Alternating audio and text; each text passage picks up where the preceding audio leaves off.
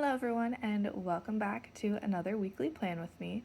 As you saw from the last page, I'm continuing this experiment of micromanaging my life. When I say micromanaging, I mean I'm just meticulously planning out my day to reduce procrastination and distraction. I am very prone to picking up my phone or a book or being productive procrastinator if I have a spare moment. When I say productive procrastinator, I mean like when you're supposed to be working on something a bit more heavy and you end up cleaning your bathroom or something that it needs to get done, but it's not as pressing as that one thing you really need to get done. And I'm definitely guilty of that. Last week, I did this whole micromanaging thing and it worked out pretty well, especially when there's points in my day where I finish something, I'm like, okay, awesome, cool. I finished that task. Let me see what's next on my daily plan. And then I saw, oh, that's right.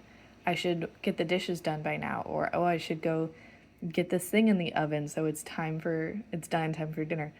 And those things have been really nice to keep me on track throughout the day because when I sit down the night before, I think about everything I want to get done. I think about, what our day usually looks like and where I can squeeze certain tasks in.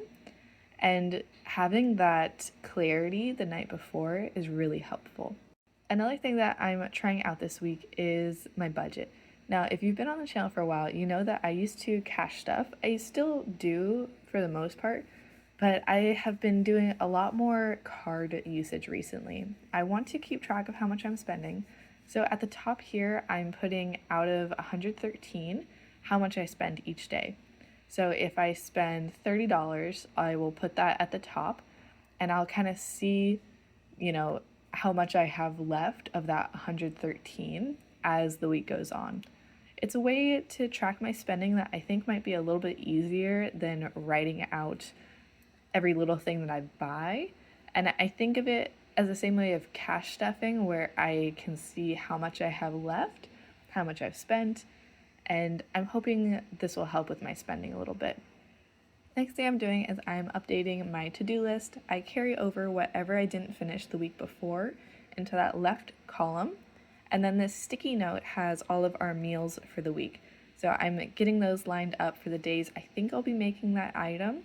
And I do this based off of what is going to expire first. So on Monday, we're going to be having salmon and veg. I do salmon every week just because it's so good for you and it's easy and delicious. So I'm all about easy meals that are nutritious. The next thing, we're doing a red pasta with mushrooms and then a potato soup. Those square boxes I did with a highlighter are when we're going to the gym. I am trying to get back into our gym routine now that my son is feeling better. But one of the hardest things is getting daycare slots. I got up early to get a daycare slot for him and they're already booked.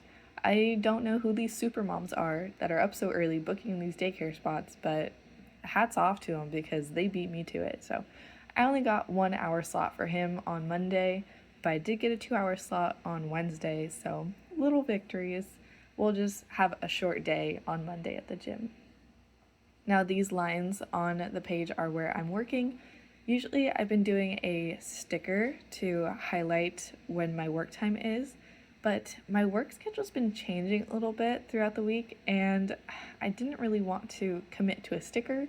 So I just put the line for the days I know for a fact I'm gonna work, but Friday and Sunday might get mixed up. We'll see.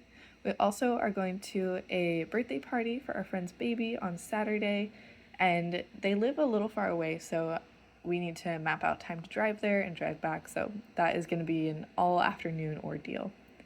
Now I'm going to show you how I do my micromanaging. So this is the night before, so Sunday night. I first plan out when my son wakes up. I get up, I have coffee, I feed him. Anytime you see BB, that means baby. And I like to have a slow morning, so I will read a book, I will watch some YouTube videos while I drink my coffee, maybe do some journaling. And then we have breakfast by 8. And after breakfast, or while my son's still eating, I like to do something a little productive. So this morning I wanted to get some editing done and clean up the kitchen. When he starts his nap around 9 is when I log into work. So I want to get through my email inbox and any outstanding emails first. I try to prioritize the oldest thing over the newest thing in my inbox because those need my attention more. Now I kind of jump around. So I know we're going to have lunch at 12. I get that in, and I know I need to do the dishes at some point, but that's going to be after my son wakes up. So after my inbox and outstandings, I have time with my son, dishes, a little time for flexibility, smoothies, and then more time for flexibility before our next nap time. During his next nap, I want to tidy up the house, I want to do some drawing, and then I need to get ready for the gym. At the gym, I want to do yoga, meditation, and I need to work on my upper arms. I got my wedding dress and it's sleeveless, so I really want to have toned arms for the wedding, which is in November, so I think I have time, hopefully. We'll see, but I'm trying. Then we're gonna have our dinner, and since my son's going to daycare, I definitely need to give him a bath because he's gonna be getting into all sorts of mischief. Gotta do the dishes again, and then bedtime at 7:30. And once he's done and asleep, I can focus on myself. And once again, I'm jumping around where I know I need to take a shower at 9 before bed. And that gives me about an hour or so to journal, read, draw, whatever, relaxing at nighttime hobby I want to do. And then at the bottom here, I'm just adding a few things to my to-do list, like I need to pick up more cat litter, I need to mop. My son has been making an absolute mess of the floor when he eats. He's a baby. He likes to throw food on the floor. It's fine. I just need to clean it up. And then with our wedding, I also need to get all of the addresses for the people on our guest list. I have most of them, but there's always a few that I can't find. So I want to get all of that together so my fiance can sit down and write out all of our save the date envelopes. And that is it. That's what it looks like when I micromanage my time. I hope you enjoyed. Feel free to like and subscribe for more, and I'll see you in the next one. Bye.